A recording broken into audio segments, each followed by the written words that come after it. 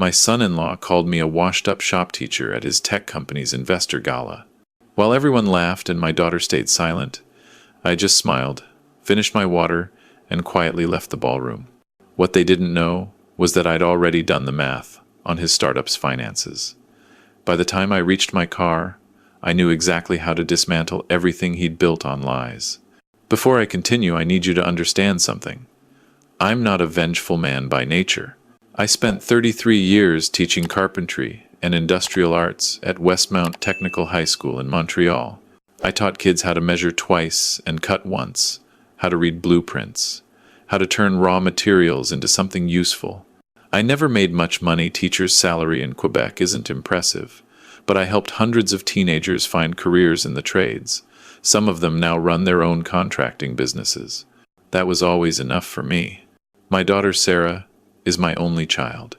Her mother, my wife Claire, passed away from cancer when Sarah was 16. It was just the two of us after that, living in our modest duplex in NDG.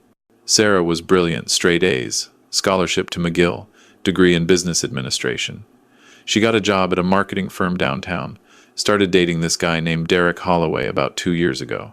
I met Derek for the first time at a restaurant in Old Montreal. Sarah had been gushing about him for months, successful entrepreneur, founded his own tech company, Harvard MBA. The restaurant was one of those places where they don't list prices on the menu. I wore my good sport jacket, the navy one I'd bought for parent-teacher conferences. Derek showed up 20 minutes late. No apology, just slid into his seat and immediately started checking his phone. He was 34, Sarah's age, with that particular confidence that comes from never being told no. When he finally looked at me, his eyes did that quick assessment jacket. Watch, shoes, and I watched something shift in his expression. "Mr. Morrison, good to finally meet you," he said, shaking my hand with the bare minimum pressure. "Sarah's told me so much about you. High school teacher, right?" "Industrial arts," I said. "Woodworking, metalwork, technical drafting." "Ah." He nodded in that way people do when they're already moving past what you've said, very hands-on. The dinner was excruciating. Derek talked about his company, Velocity Tech Solutions, for 40 minutes straight. They were developing some kind of AI-powered logistics platform. His investors, his revenue projections, his 5-year plan to take the company public. Every few minutes he'd throw in a comment about real entrepreneurship or taking risks instead of playing it safe. When Sarah asked me about work, Derek's phone buzzed. He checked it while I was mid-sentence about a student who'd just gotten an apprenticeship. The bill came to $280. I reached for my wallet. I'd brought enough to cover my share, but Derek waved me off with theatrical generosity. "Don't worry about it, Mr. Morrison. I've got this. I know teacher pensions in Quebec are, well, let's just say they're not exactly generous." Sarah smiled at him like he'd done something noble. I drove home that night with my hands tight on the steering wheel of my 12-year-old Civic. It wasn't the money that bothered me. It was the dismissal in his voice, the casual way he'd reduced 33 years of work to not exactly generous. Over the next 6 months, I saw Derek's pattern more clearly. He visited our duplex once Sarah wanted to show him where she'd grown up. He walked through our living room, took in the second-hand furniture, the worn carpets, the bookshelf I'd built myself in 1989. "Cozy," he said, which wasn't a compliment. His parents were worse. Richard and Victoria Holloway lived in Westmount proper, in one of those gray stone mansions that cost $3 million. Richard had made his money in pharmaceutical sales, retired at 55. Victoria sat on the boards of 3 different charities. They invited us for dinner in September. Their dining room had a chandelier that probably cost more than my annual salary. Victoria served something she called deconstructed coq au vin on plates so delicate I was afraid to cut anything. "So, Douglas," Richard said, pouring wine I didn't recognize, "Sarah tells us you're in education." "I teach at a technical high school," I said. "Been there since 1990. Public school." Victoria's smile didn't reach her eyes. How admirable. It must be so rewarding, working with those kinds of students. I knew what she meant. The kids who couldn't afford private school. The kids who'd work with their hands because they weren't going to McGill or Concordia. "Very rewarding," I said evenly. "Many of my students make excellent livings in the trades. Electricians, welders, cabinet makers. Good, honest work. Of course, Victoria said, though I imagine Sarah might want something more for her own children someday. Financial security, opportunities, the right schools. Sarah looked down at her plate. Derek squeezed her hand. Don't worry, he said. I'll make sure Sarah and our future family are very well taken care of. Not everyone can provide that kind of life, but fortunately, I can. He looked at me when he said it. I finished my meal in silence. 3 weeks later, Sarah called me with news. Derek had proposed. She was ecstatic, talking about wedding venues and dress shopping. I told her I was happy for her, and I meant it. She deserved happiness. But something cold was settling in my chest. The engagement party was at Derek's office in downtown Montreal, a converted warehouse in Griffintown with exposed brick and those industrial light fixtures that cost $2,000 each. Velocity Tech Solutions occupied the entire third floor. About 70 people attended. Derek's employees, some investors, friends of the family. I arrived in my good jacket again. The party was already in full swing. Sarah found me by the entrance, beautiful in a cocktail dress I'd never seen before. Dad! I'm so glad you're here. She hugged me, then pulled back, her smile faltering slightly. Listen, Derek's about to do a toast. He's a bit nervous about the investors being here, so if anyone asks, maybe just, keep it general about your work. What do you mean? Derek's worried that some of his investors are old-fashioned. They might not understand that teaching is a respectable career. I looked at my daughter. You're asking me to downplay being a teacher? I'm asking you not to make tonight difficult. She walked away before I could respond. I found myself standing near the bar, nursing a beer I didn't want, watching Derek work the room. He was good at it, moving from group to group, laughing at the right moments, making everyone feel included, except me. He'd nodded once in my direction when I arrived and hadn't looked at me since. Around 8 o'clock, Derek climbed onto a small stage they'd set up. Someone handed him a microphone. Thank you all for being here tonight, he began. The room quieted. Starting a company requires vision. It requires taking risks that other people won't take. It requires, and I can't stress this enough, the courage to bet on yourself when everyone else is choosing the safe path. He paused. His eyes swept the room and landed on me for just a moment. Growing up, I watched my father build a successful career through ambition and calculated risk. He taught me that security is the enemy of greatness. While some people are content with steady paychecks and summers off, entrepreneurs are building the future. Scattered laughter. Someone near me whispered, "Is that a dig at someone?" Victoria Holloway, standing with a group of well-dressed women, said not quite quietly enough, "Well, we can't all afford to take risks when we have modest means. Some people need that government pension." More laughter. Sarah's face went red, but she didn't say anything. She was standing next to Derek's sister, both of them looking at their champagne glasses. Derek continued, "I'm grateful Sarah understands the difference between settling and striving. She could have chosen an easier life, a more predictable path. But she chose excellence." He raised his glass. Everyone applauded.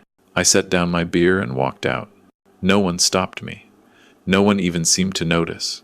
I drove home through the October darkness, past the luxury condos on the Lachine Canal, past the restaurants where people paid $30 for appetizers, back to my duplex where the porch light was flickering because I hadn't replaced the bulb yet. Inside, I sat at my kitchen table, the same table where I'd helped Sarah with her homework for 12 years, and I felt something I hadn't felt in a long time. Not anger, exactly. Recognition. I'd spent my whole career teaching students to identify problems, analyze structures, find weaknesses in design. Derek Holloway was a structure with weaknesses. I just needed to find them. I went to my basement workshop, pulled out a cardboard box from the storage shelf, and brought it upstairs. Inside were files from the part of my life I rarely talked about. Before I became a teacher, I'd worked for 6 years as a quality control inspector for an engineering firm. I'd learned to read financial documents, architectural plans, compliance reports. I'd helped identify construction fraud twice, contractors cutting corners, billing for materials they never used. I opened my laptop and started searching.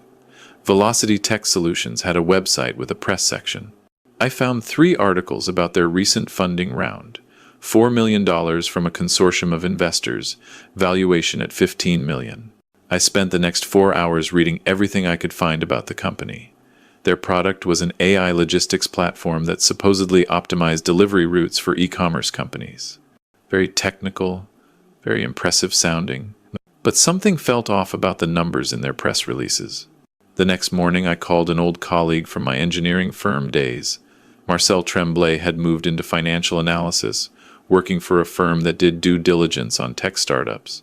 Doug Morrison, he said when he answered. Must be, what, 8 years? 9.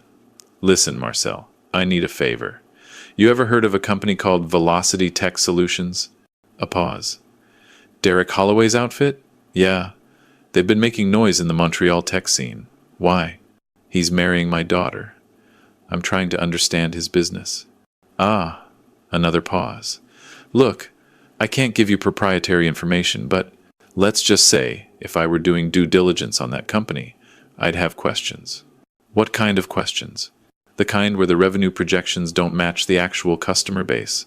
The kind where the technical specifications sound impressive but lack specifics. You want my honest opinion? Someone who knows how to read financial statements should take a close look at their numbers. I thanked him and hung up. I spent the next 2 weeks becoming an expert on Velocity Tech Solutions. I read every article, every press release, every public filing with the Quebec Business Registry. I found their company documents online. They'd posted some financial projections in a pitch deck to attract investors. And then I found it. A small notation in their revenue recognition methodology. They were booking future contracted revenue as current income. A client would sign a 3-year contract for $60,000 annually, and Velocity would report $180,000 in immediate revenue, even though they'd only collected the first $20,000. It wasn't illegal, technically, but it was aggressive, very aggressive. And if their client retention rate wasn't as good as they claimed, the whole structure would collapse. I dug deeper. I found a message board for tech workers in Montreal where a few former Velocity employees had posted anonymously. Complaints about unpaid overtime, pressure to inflate user engagement numbers, meetings where Derek had told them to be creative with their customer retention statistics. I documented everything. Then I reached out to someone I'd taught 15 years ago. Kevin Chen had been one of my best students, quiet kid, brilliant with technical drafting. He'd gone on to become a software engineer. Now he worked at Shopify in Ottawa. Mr. Morrison, he said when I called. This is amazing. How are you? I'm well, Kevin. Listen, I need some technical advice. You know anything about AI logistics platforms? A bit. Why? I explained what I'd found about Velocity Tech Solutions, left out the personal connection, just framed it as curiosity. Kevin was quiet for a moment. You're talking about Velocity? Yeah, I've heard things. Their technology isn't as sophisticated as they claim. A friend of mine interviewed there last year. He said their AI is basically just an optimization algorithm from the early 2000s with a new interface. Nothing proprietary, nothing innovative. He turned down the job. Is that something investors would care about? If they knew, absolutely. If you're valuing a company at $15 million based on proprietary technology, and it turns out there's no proprietary technology, that's fraud, Mr. Morrison. I thanked him and added this to my documentation. By mid-November, I had a file folder 2 inches thick. Revenue recognition issues, inflated user metrics, technology that was essentially purchased open-source software repackaged, customer contracts that were dramatically overstated. None of it was conclusive proof of fraud, but together it painted a picture of a company built on exaggeration at best, lies at worst. The wedding was planned for January 14th at the Mount Royal Club. $800 per plate. 150 guests. Sarah had asked me for my guest list. I'd given her 5 names, 3 former colleagues and 2 old friends. 2 weeks later, she'd called to say the venue had capacity constraints. Only 2 of my guests could come. I didn't argue. The week before Christmas, Derek's company held their annual investor gala at the Marriott Chateau Champlain. It was a big event. Investors, clients, tech media, even a reporter from the Montreal Gazette. Derek had invited Sarah, obviously, and she'd asked if I wanted to come. Derek said it would be good for me to network, she explained. And I thought, maybe you'd like to see his world, see what he's built. I said yes. I bought a new suit for the occasion. Nothing extravagant, but well-tailored charcoal gray. I looked like someone who'd spent 33 years earning a respectable living, which is exactly what I was. The ballroom was decorated like something from a tech conference, blue LED lighting, massive screens showing Velocity Tech's metrics and growth projections, tables with those high cocktail chairs that are designed to keep people from sitting too long. I arrived at 7. Sarah found me immediately, looking stressed. Dad, thank God. Listen, Derek's really nervous about tonight. Some major investors are here, and he's doing a presentation. Just be supportive, okay? When have I not been supportive? She gave me a look that suggested she had thoughts about that, but didn't voice them. The presentation started at 8. Derek took the stage in a tailored suit that probably cost more than my monthly mortgage payment. Behind him, the screens showed graphs, revenue climbing, user base expanding, market projections that looked like hockey sticks. Ladies and gentlemen, thank you for believing in Velocity Tech Solutions, he began. 3 years ago, I had a vision. I saw a future where artificial intelligence would revolutionize logistics, where small businesses could compete with giants like Amazon, and I had a choice. I could play it safe, take the easy road, accept a comfortable but unremarkable life, or I could take a risk. He clicked to the next slide.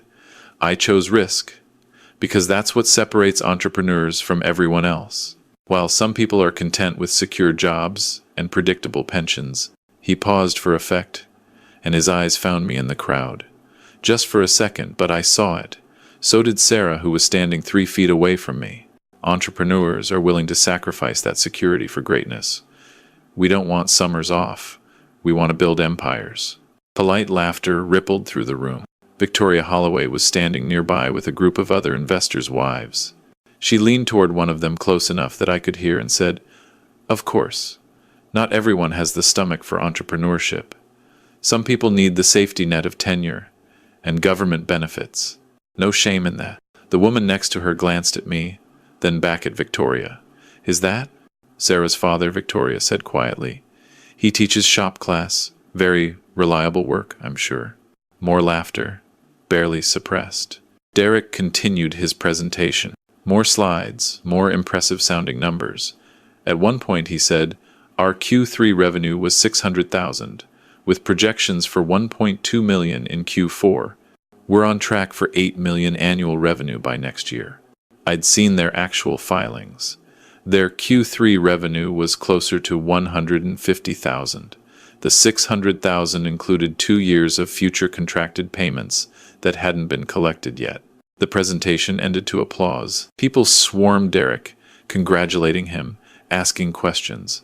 Sarah went to his side immediately, beaming. An hour later, after the formal presentation, Derek worked the room with a microphone, doing informal Q&A with investors. He made his way near where I was standing with my water glass, talking to a group of younger employees. One of them, clearly several drinks in, said loud enough for everyone to hear, "Derek, man, where'd you get the confidence? Like, my dad wanted me to be an accountant, something safe. How'd you know to ignore that?" Derek laughed. "You have to trust yourself more than you trust other people's fear. My father-in-law, for example, he gestured vaguely in my direction, spent his whole life in a classroom. Stable, pension, benefits. And look, there's nothing wrong with that. But it's not building anything. It's just maintaining." The group turned to look at me. I was 15 feet away, clearly within earshot. "I mean, look at him," Derek continued, his voice carrying. "He's wearing what, a $150 suit? Driving a car that's older than some of our interns? That's the safe path. That's what happens when you choose security over ambition." Someone in his group laughed uncomfortably. Derek grinned, encouraged. "Honestly, when I first met him, I thought Sarah was joking. My dad teaches shop class. Like, buddy, it's 2023. Who still does that? But hey, someone's got to teach the kids who aren't going to university, right? Might as well be someone who's already given up on real success." The laughter was louder now. Not everyone, some people looked uncomfortable, but enough. Victoria was laughing behind her champagne flute. Richard Holloway, standing nearby, shook his head with an indulgent smile like Derek was a precocious child.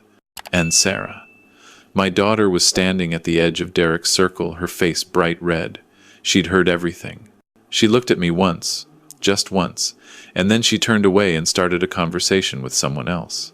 I set down my water glass and walked toward the exit, past the LED screens showing false metrics, past the investors who'd swallowed Derek's pitch without questioning the numbers, past my daughter who didn't call after me.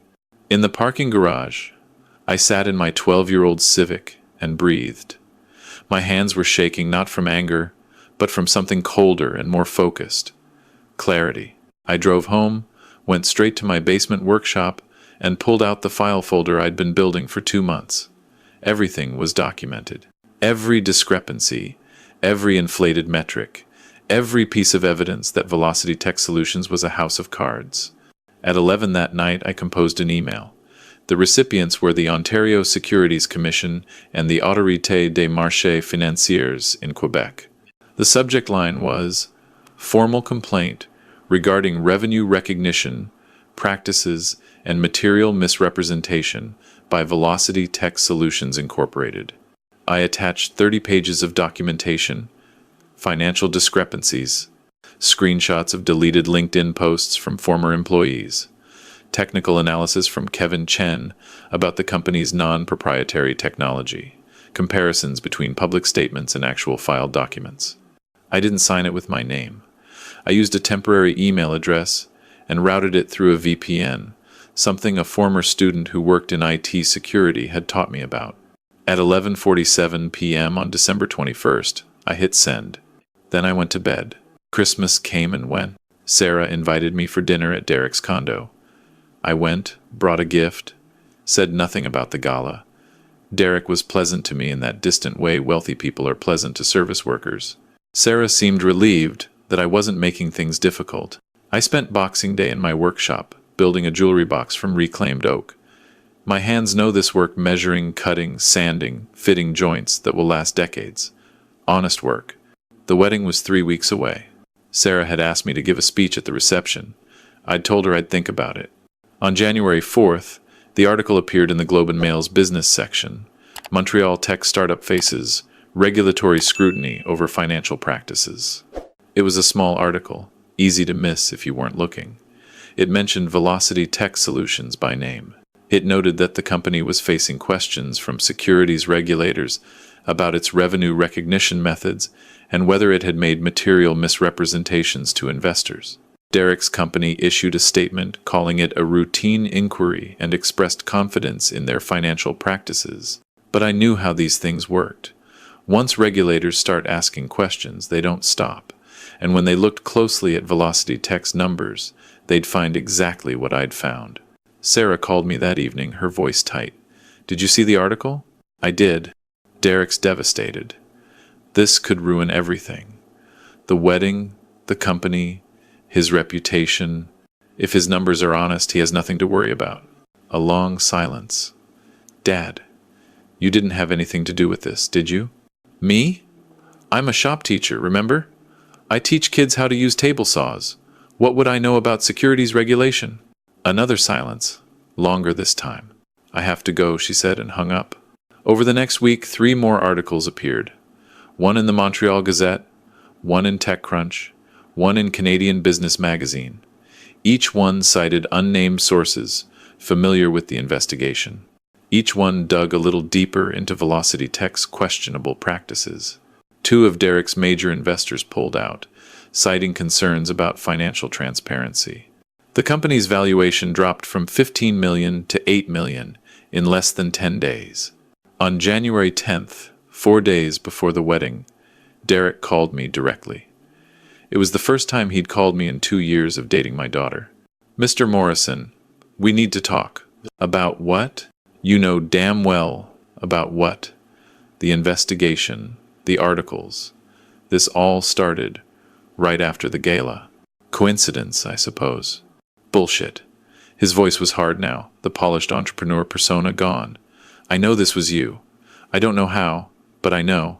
Derek, I'm a 62-year-old shop teacher. I don't have the kind of connections or knowledge to trigger a securities investigation. But if the regulators found problems with your company, maybe you should ask yourself why those problems existed in the first place. You're trying to destroy my company. I didn't create the problems they're finding. You did. He hung up. The wedding went ahead as planned. I wore my new suit. I sat where I was assigned, table 19, near the kitchen doors, with cousins of Derek's I'd never met. Sarah was beautiful walking down the aisle, and for those 3 minutes, I forgot everything else and just watched my daughter. The reception was formal and expensive and perfectly choreographed. I sat quietly through dinner, through the speeches, through Derek's toast where he thanked his parents for showing him what success looks like. I didn't give a speech.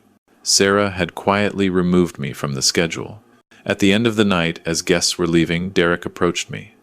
We were standing by the coat check, alone for the first time. I don't know exactly what you did, he said quietly, but it's not over. My lawyers are looking into everything, and when they find proof, You'll what? I met his eyes. Sue me? For what? I haven't done anything illegal. I haven't lied about you. I haven't harassed you. If there's an investigation into your business practices, that's between you and the regulators. His jaw clenched. You're a bitter old man who couldn't handle that your daughter chose someone successful. No, I said. I'm a father who taught his daughter to value honesty. You should try it sometime. I left him standing there and drove home. 2 weeks after the wedding, the final blow came. The Autorité des Marchés Financiers released their preliminary findings. Velocity Tech Solutions had materially misrepresented their revenue by booking multi-year contracts as immediate income. They'd inflated their user base by counting trial accounts as active subscribers. Their proprietary AI technology was in fact open-source software with minimal modifications. The company's valuation dropped to $3 million. 5 investors sued for fraud. Derek's board of directors voted him out as CEO. Sarah didn't call me. I went back to teaching. In February, I started a new semester with a class of grade 11 students learning basic woodworking. One of them, a kid named Marcus who'd been bouncing between foster homes, showed real talent with a chisel. I stayed after class twice a week to work with him. In March, on a Sunday morning, there was a knock at my door. Sarah stood on my porch, her eyes red. "Can I come in?" I stepped aside. We sat in my kitchen, the same table, where I'd done my research, where I'd built the case that destroyed her husband's company. "Derek knows it was you," she said. "He can't prove it, but he knows." "Is that why you're here? To accuse me?" "No." She was crying now. "I'm here because I need to know why. Why would you do that to him?" "Do what? Tell the truth about his business practices? Destroy his career, humiliate him, ruin everything we'd built together." I looked at my daughter, this brilliant woman I'd raised alone, and chose my words carefully. At that gala, Derek called me a failure. He mocked my career, my car, my clothes, everything I've built in 33 years. He did it publicly, deliberately, to humiliate me. And you, Sarah, you stood there and said nothing. You turned away. She flinched. "I'm not a rich man," I continued. "I never will be. I make $48,000 a year helping teenagers learn skills that will earn them honest livings. I drive an old car and live in a duplex, and I'm proud of that." But Derek looked at my life and saw failure. He saw something worth mocking. "It was just talk, Dad. He didn't mean—" Yes, he did. And worse, his company was built on lies. Those investors who trusted him? He was defrauding them. Those employees who believed in his vision? He was inflating metrics to keep them working overtime without proper compensation. That's not entrepreneurship. That's fraud. So you destroyed him. No, I exposed him. There's a difference. Sarah wiped her eyes. I should have defended you. At the engagement party. At the gala. I should have said something. Yes, you should have. We sat in silence for a long moment. Derek's working for a consulting firm now, she said finally. $45,000 a year. He's angry all the time. At me, at himself, at you. The marriage is barely holding together. I'm sorry you're going through that. Are you, though? I thought about it. I'm sorry you're in pain. I'm not sorry I held him accountable. She nodded slowly. He asked me to choose. Between you and him, my chest tightened. What did you say? I said I needed time to think. She stood, gathering her coat. I'm going to stay with a friend for a while. Figure some things out. You're always welcome here. She paused at the door. I looked into what you did. The documentation you must have gathered. The analysis. The way you filed the complaint so it couldn't be traced back to you. That wasn't the work of a washed-up shop teacher, Dad. That was brilliant. I told you. I teach kids to find problems and fix them. Derek was the problem? Derek's dishonesty was the problem. I just fixed it. She left without another word. I stood at my kitchen window, watching her car disappear down the street, and felt something I hadn't expected. Not satisfaction, exactly. Maybe just peace. I'd stood up for myself. I'd used the skills I'd spent a lifetime developing: patience, attention to detail, thorough analysis to defend my dignity. Derek Holloway had learned that contempt has consequences. 3 months later, Sarah filed for divorce. She didn't call to tell me. I saw it through a mutual friend. But 2 weeks after that, she did call. I'm moving into my own apartment, she said. 2-bedroom in Verdun. I wondered if maybe you could help me build a bookshelf. I remember that one you made for my room when I was 14. I still have the plans, I said. When do you want to start? This weekend? I'll bring my tools. We spent Saturday afternoon in her empty apartment measuring wall space, drawing up plans, cutting wood. She asked questions about joints and finishing techniques. I taught her the same way I'd taught 1,000 students, patiently, thoroughly, showing her how to do it right.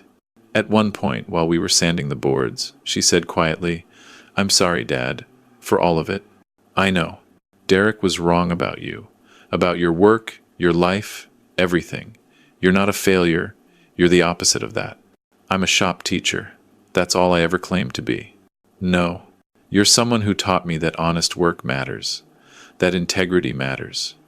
I forgot that for a while. We finished the bookshelf by early evening. It wasn't fancy pine boards with simple joints, but it was straight and level, and it would last. As I packed up my tools, Sarah ran her hand along the smooth wood. Thank you, she said, for this, for everything. I hugged my daughter, and for the first time in months, it felt like maybe we'd be okay. As I drove home that evening, past the gray stone mansions of Westmount where Derek's parents still lived, past the converted warehouses of Griffintown where Velocity Tech's empty office space was now for lease, I thought about something I used to tell my students on their first day of class. Measure twice, cut once, I'd say. And remember, the strength of what you build depends on the integrity of your materials. Use cheap materials, cut corners, ignore the fundamentals, and everything will eventually collapse. But do the work right, with honest materials and careful craftsmanship, and you'll create something that lasts. Derek Holloway had built his company with lies. I'd simply measured twice and made the cut that brought it all down. My hands were steady on the wheel. The sun was setting over Montreal, painting the sky orange and gold. And for the first time since that dinner in old Montreal 2 years ago, I felt like myself again. Not a failure, not a joke, just a 62-year-old shop teacher who'd taught one more lesson about the consequences of disrespect. Tomorrow I'd go back to class. Marcus had a project, do a jewelry box for his foster mother. I'd promised to help him get the dovetail joints right. That was my life. Honest work, honest materials, honest consequences. And I wouldn't change a thing.